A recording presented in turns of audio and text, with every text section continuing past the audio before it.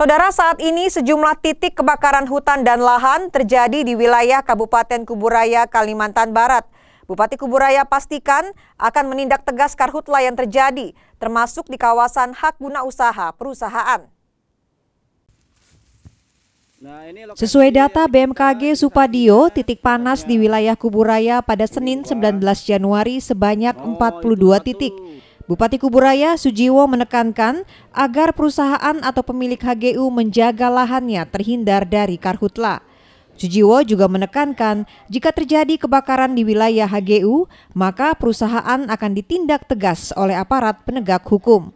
Karena sesuai dengan aturan, perusahaan harus melakukan berbagai upaya antisipasi hingga bertanggung jawab terhadap karhutla di wilayahnya masing-masing. Karena itu, perusahaan harus menyediakan petugas pemadam, peralatan pemadam, hingga sumber air, jangan sampai terjadi kebakaran di wilayah konsesi perusahaan. Kalau memang terbukti itu pasti saya minta dengan Pak Kapolres untuk dilakukan penegakan hukum. Nggak boleh, ya apalagi kalau seandainya itu perusahaan ya.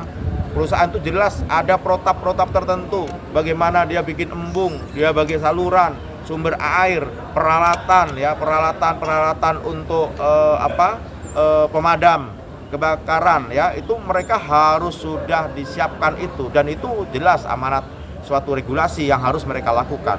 Apabila sampai itu terjadi, saya akan minta kepada kepolisian untuk melakukan penegakan. Kapolres Kuburaya menekankan komitmen tinggi dalam penanganan karhutla. Selama ini, semua potensi kebakaran dipantau melalui aplikasi Lancang Kuning, dilakukan verifikasi hingga pemadaman.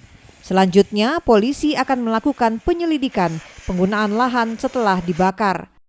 Tentunya dari beberapa tempat yang telah terjadi karhutla, kita sudah identifikasi dan kami sudah memerintahkan Satuan Reserse Kriminal untuk melakukan penyelidikan, sehingga nanti setelah lahan itu sudah berhasil dipadamkan, kita akan memantau ini penggunaan lahan untuk kepentingan apa.